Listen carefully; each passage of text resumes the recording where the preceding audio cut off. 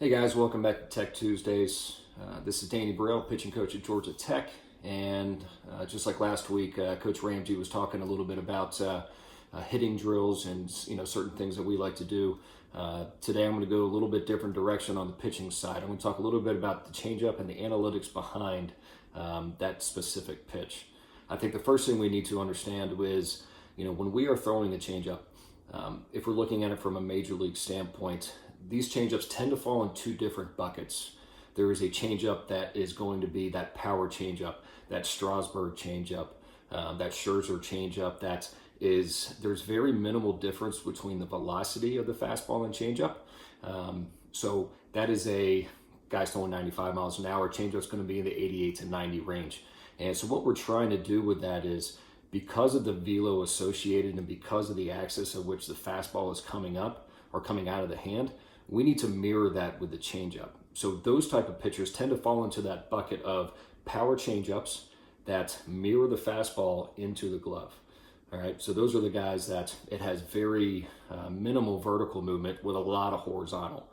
And those are the ones that we like to see on TV when Pitching Ninja's doing this stuff, seeing those swords, those big time power changeups that have a lot of late movement.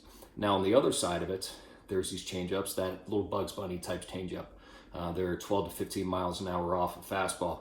These tend to fall in that same category of pitchers that hover in that 12 to 12-15 spin axis range. So this fastball's coming in, it's straight. It's got a lot of vertical lift with very minimal horizontal movement. So in order for this changeup to be effective, we need to keep this in that same window for as long as possible.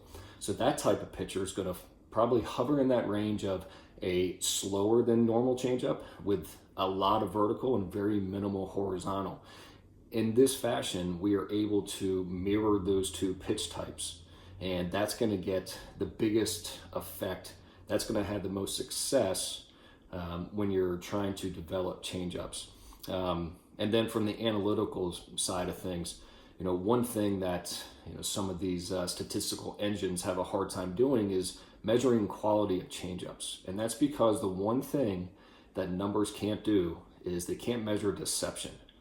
And that's where this mirroring comes in. That's where trying to give a pitcher a changeup that's going to be, it's dependent upon the fastball. The fastball movement is going to dictate the type of changeup that's going to come out of your hand. Of course, there's outliers with this. There's always going to be that outlier that has 12 o'clock spin axis on his fastball, but he's still able to generate this ungodly amount of side spin on his changeup, 230, 3 o'clock, whatever it may be.